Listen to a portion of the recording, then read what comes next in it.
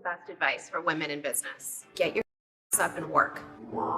You guys are business women. Get your up and work. That's so true. And show up and do the work. You guys are business women.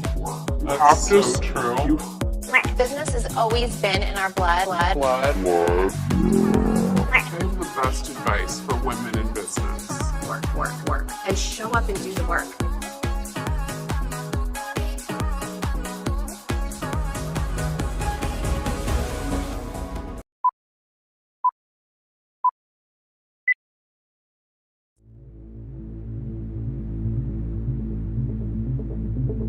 One of the most interesting things and one of the most unknown things about the Kardashians is the church that Kris Jenner founded. The Kardashians have always considered themselves to be very religious. Kris Jenner and her children are Christian, and they all attended either a Presbyterian or a Catholic school growing up. But despite their public alignment with Christianity, people were still surprised to find out that in June 2008, Kris Jenner co-founded the California Community Church located in Agora Hills, California. The establishment is fronted by a formerly disgraced pastor named Brad Johnson. Before Johnson signed on to be the pastor of the Kardashians' church, he led a 4,000-person congregation called Calvary Community Church in Westlake Village, California, until his personal tribulations exploded in a cheating scandal, and Johnson left the congregation. He began working at a local Starbucks until the day Kris and Bruce Jenner tracked him down and convinced him to lead their church, which was then called the Life Change Community Church. Almost from the start, the ministry faced criticism from those who believed it was only a money-making venture and nothing more than a Kardashian tax haven. The church's website, for example, prominently features donation portals, with past requests that church members donate as much as $1,000 per month or 10% of their income. Kim appeared to confirm her family's interest in the church in a 2011 interview with Piers Morgan. "My mom has helped create a church, so we help fund that," she said. Kim further explained that she donated millions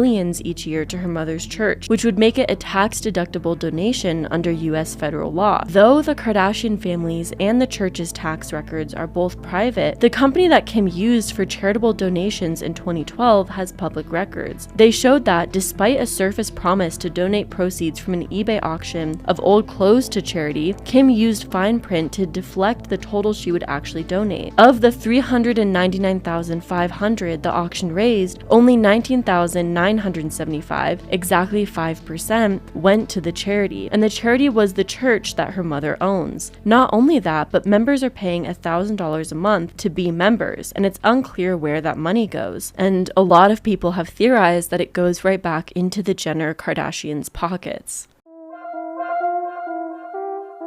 Before Dash, there was Smooch, a children's clothing store that Kourtney and Kris opened and operated in 2003. The company was seen multiple times during season 1 of Keeping Up with the Kardashians, but ended up closing shortly after. They decided to close Smooch in 2009 after running it for 6 years. Jillian has gotten some gifts from this lovely little store for Ben and Elsie. It's a wonderful boutique up in Calabasas, and it's run by a very famous mother and daughter. What little girl would love this dress? Isn't that cute? Smooch in Calabasas is a kids' boutique for newborns to young teens, run by Kris Jenner and daughter Kourtney. Then, by 2010, Kourtney Kardashian was sued by another children's clothing company. The lawsuit was filed on July 1st of 2010 in Van Nuys, California, by Flowers by Zoe, naming Kourtney as a defendant alongside Smooch. The lawsuit was listed as a complaint for money, and the clothing company was seeking damages for non-payment, meaning that Smooch and Kourtney Kardashian never paid this company for their services. The hearing was scheduled for January 3rd, 2011, but the outcome of this hearing was never published online. The Kardashians decided to move on to a different clothing venture, their company Dash. Dash was a boutique clothing and accessory chain founded in 2006 by the Kardashian sisters. The Kardashians opened their first Dash clothing store in Calabasas, California in 2006, and after the success of their reality show, they relocated the store to Los Angeles. The clothing store was seemingly doing very well, and they ended up opening 2 more locations, one in Miami and one in New York, expanding their reality TV and fashion empire. Expanded our stores first to Miami, York. Each opening gets bigger and bigger. It's taken a long time, almost a decade, to really get our stores to what they are now. And we have no plans of really slowing down. In an interview with Variety in 2015, Kim Kardashian disclosed that initially she wanted Keeping Up with the Kardashians to focus more on the Dash stores in order to bring publicity to the fashion stores. Dash's retail stores appeared on the reality TV series many different times, helping create more awareness of the fashion stores and associating it with the reality TV brand that the Kardashians were building. Khloe even reflected on Dash's origins on her app, writing, "We started Dash in 2006 and really struggled for a long time to make it a successful business. There were months that we couldn't pay our bills, and the store didn't turn a profit for years. After my dad died in 2003, I was partying all the time, drinking a lot and sleeping in every morning. At this time, my mom and Kourtney were running their kids' store Smooch, and when the space next door opened up, Kourt got it. She saw that I was spiraling and wanted to give me responsibility, a reason to wake up in the morning. So she told me I was going to help her run a new store." Fast forward to today, and all of the sisters' lives look completely different than those early beginnings. For a long time, Dash was a source of steady income for the Kardashians, and was even the source of a shortly lived spin-off reality series titled Dash Dolls, which premiered on E! In September of 2015.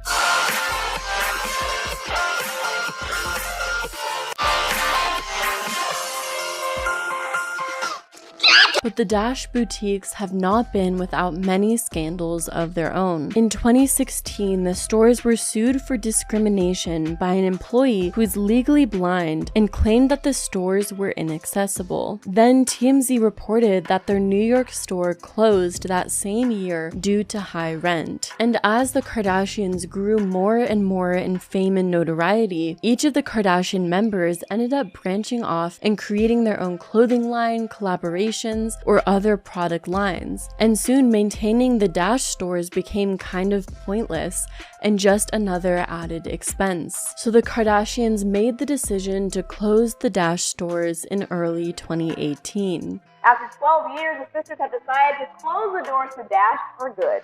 Yesterday, Kim made the announcement on her app and tweeted out saying, quote, "Bittersweet after an amazing 12 years. In the statement, Kim said, quote, "We've loved running Dash, but in the last few years, we've all grown so much individually."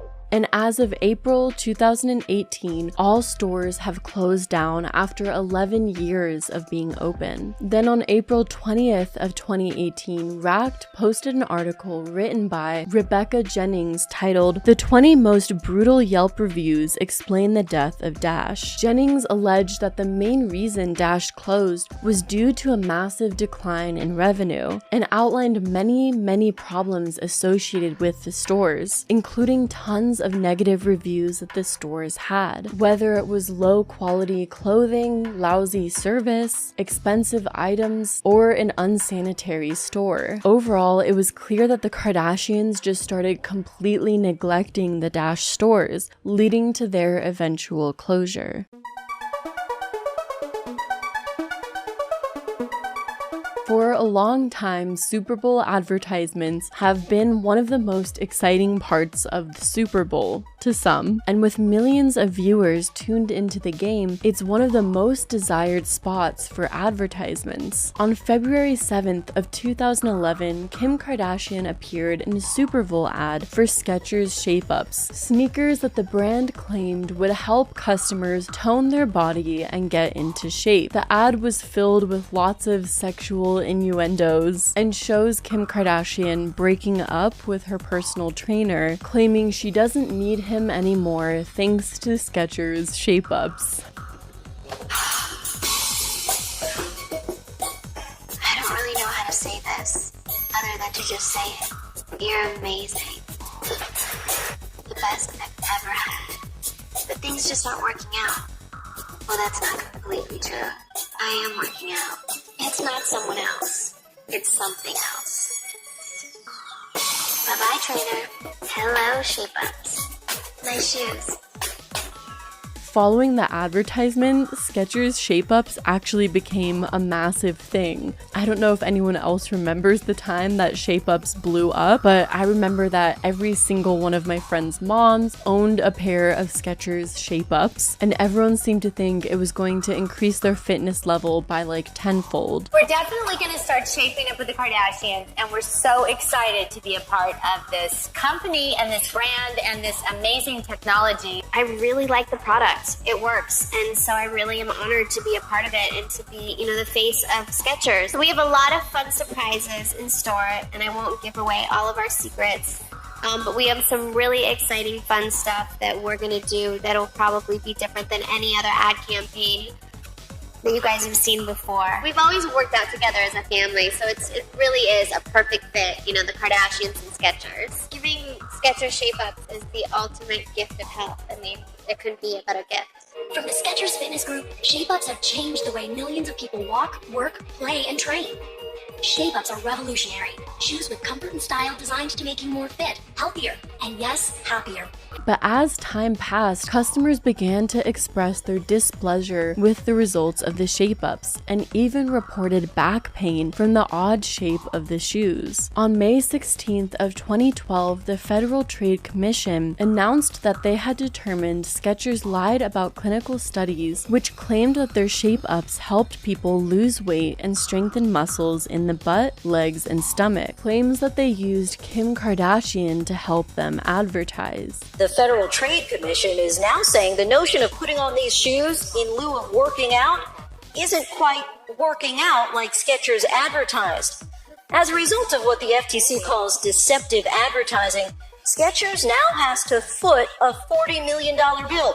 Most of that money will go to consumers who paid as much as $100 for these and 3 other brands of toning shoes, but wound up feeling like only their wallets ended up leaner. So let me remind marketers once again, either shape up your substantiation or tone down your claims. After being exposed for making false claims, Skechers agreed to pay $40 million in settlement costs. Shape-Ups remained on the Skechers website, but the company's description no longer claimed that the shoes toned legs. While I wouldn't necessarily say that it's Kim Kardashian's sole fault and responsibility for not accurately reporting the findings of the Skechers Shape-Up shoe and not being honest about the Skechers Shape-Up capability, because how is Kim Kardashian going to be able to know that the clinical studies that Skechers had were a complete lie? I do think that this was the beginning of a larger pattern that Kim Kardashian and the other Kardashians started to display of lying about health benefits and promoting health and wellness products that are seen as shady and fraudulent. Around this time, the Kardashians also launched a debit card that I remember some random YouTuber talked about a while ago. The Kardashian credit card, until reading about it. They tried to open up a credit card. First offender may be the new Kardashian card, named for the reality show Celebutants. It's marketed to teenage girls. With this one, you don't need credit, you don't even need a bank account. But you do need a lot of money for fees. A 6-month card costs $59.95 just to set up, $1.50 to use the ATM, $1 for balance checks, $1.50 to speak to customer service, $9.95 to replace a lost card, and $6 to cancel the account. If you don't use the money that's in there, they actually deduct it or they charge you. And overall, this was sort of the beginning or early days of the Kardashians profiting off of even the little fame that they had through half thought out or poorly thought out business ventures, sponsorships, and partnerships. Quick Trim was a weight loss diet pill available in a 14 and 28-day cleanse system and a thermogenic stimulant formula. Kim and Khloe Kardashian, Odom. Yes. Mrs. Odom, thank you. She's good morning, guys. Wow. As soon as they came in this morning, they were working the phones, working the computer. These two, you guys are business women. Quick Trim, you guys are always doing something different. I was reading the label on that big bottle. There's a lot of berries and good stuff in there. There's not, it's not low in caffeine. caffeine or They're all natural, and the caffeine it is just green tea or like black licorice extract. It's all natural stuff. They were claimed to promote a healthy weight, a healthy metabolism, and increase energy. The detox formula also claimed to make weight loss easier by supposedly flushing out the system during sleep. All sounds super legit. And the Kardashian sisters had been associated with the Quick Trim brand since 2009, carefully name-dropping the brand during television and magazine interviews, and telling their fans how they use the brand to lose weight and stay thin. You have the power to reinvent yourself. You can change the way you look. I'm a mother of 4. When I turned 40, it was time for me. With Quick Trim, I got my body back. I lost 30 pounds, and I feel fantastic. I love my curves, but when I found myself buying a size 16, I had to make a change. I went from a size 16 down to a size 6, and look at me now. Quick Trim. Create the body you deserve. She's like my idol. She is fabulous, she's strong, she's confident, she's gorgeous, everything. My dream is to meet Kim, so let me begin. If I want a sexy hot bod, I need to drink Quick Trim. Wow.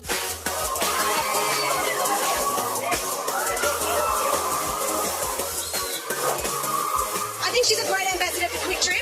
She's got a gorgeous body, she's healthy. Quick Trim is a perfect product for her, and probably a perfect product for a lot of us. And of course, this was the early days of, I guess, what you could call influencer marketing, when there wasn't a lot of crackdown rules or awareness on the tactics of how people were promoting various brands. And you could say that early reality TV stars were kind of like original influencers. Reality TV stars became famous through sharing their daily life, kind of like the influencers of today. And like influencers of today, the Kardashians promoted the Quick Trim brand through tweets as well. Just did an amazing Pilates class with @Kim Kardashian. Khloe tweeted to her fans in 2010, "That and a little Quick Trim and my bikini bod will be ready in no time." In early 2013, New York-based law firm Burser and Fisher reportedly filed a $5 million class action lawsuit against Khloe, Kim, and Kourtney on behalf of 4 customers who say that the Kardashians made unsubstantiated claims about the benefits of Quick Trim. During that time, the FDA had recently evaluated the ingredients of the product and found the main ingredient of Quick Trim to be just caffeine, which the FDA determined was not a safe or effective treatment for weight loss. Attorneys for the 4 plaintiffs slammed the Kardashians and product maker Windmill Health for making outlandish claims like that Quick Trim curbs cravings, promotes weight loss, and burns calories. The suit also took issue with the advertising of the product, which encouraged using the full Quick Trim system for the most effectiveness when there was no evidence to support that conclusion. A federal United States magistrate ended up dismissing the lawsuit because a separate settlement was reached in a similar California class action case. But in a separate class action lawsuit filed against the Kardashians and Quick Trim, a settlement was reached. According to the terms of the settlement, in which Quick Trim and the Kardashians denied any wrongdoing, customers that bought the diet pills from the company website could receive a 50% refund. On top of that, Quick Trim agreed to redesign its packaging to restate the nature of its products and its benefits. But this is definitely not the last time that the Kardashians promoted shady, shoddy diet products and, well, diet scams. Literally every single Kardashian has promoted fit tea products, which are literally the same thing, basically just caffeine and or laxatives, and which numerous health experts have debunked and have stated to not take as a means of effective weight loss. Detox teas and miracle supplements are bullshit.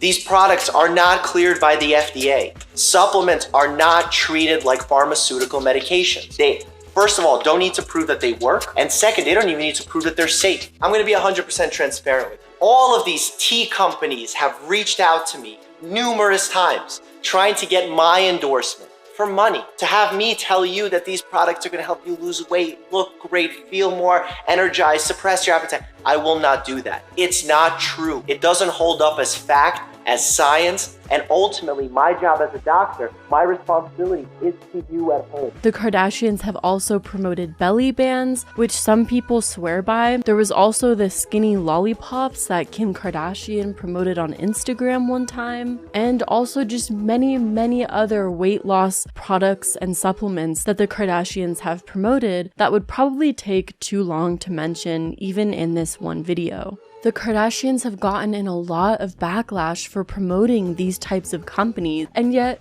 continue to do it. They brazenly continue to promote these types of health companies, knowing that they'll receive backlash, but I guess the money is just too good. On top of that, the Kardashians have a lot of young people that look up to them and will follow suit on whatever they promote. One of the things that the Kardashians are most known for is creating a new unattainable beauty standard, the incredible hourglass figure that the Kardashians have. And who's known to be one of the most impressionable demographics when it comes to advertisements? Young girls are. So a lot of young girls probably saw these weight loss advertisements and decided to purchase from these companies hoping to become like one of the Kardashians. When in reality, much of the Kardashian beauty standard is created off of literally Photoshop and plastic surgery, something that the general public can't afford. It's literally taking an unattainable beauty standard to a whole new level because you have to be willing to pour in thousands and thousands into plastic surgeons and getting risky surgeries in order to look like a Kardashian. And then the Kardashians took this unattainable beauty standard that they created and turned it into profit for themselves by promoting diet products and weight loss supplements and trying to convince their fans that the way to get the Kardashian body is through purchasing these various items themselves. And in my opinion, as far as general harm to society goes, I think that this aspect of the Kardashians was the most harmful and was the most damaging to girls of younger generations. But this was only one aspect where the Kardashians tried to make money, and it seems that the Kardashians tried to expand into almost every single venture you possibly could expand into. And one area that they tried to go into was creating different talk shows. The first to attempt to do this was Kris Jenner, who tried to create a talk show in 2013.